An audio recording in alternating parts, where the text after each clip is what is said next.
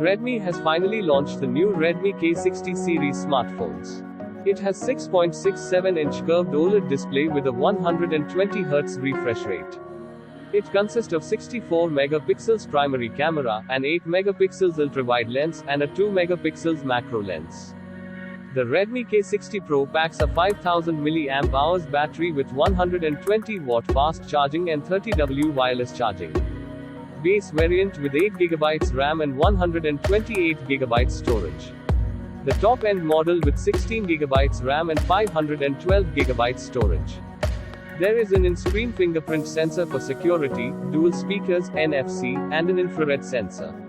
Connectivity options could include 5G, 4G, dual-band Wi-Fi, Bluetooth, GPS, and a USB Type-C port for charging. Redmi K60 powered by Snapdragon Gen 1 chipset and Redmi K60 Pro powered with latest Snapdragon Gen 2 chipset. Here below the comparison chart of all the Redmi K60 series, which include K60, K60 Pro and K60E series smartphones.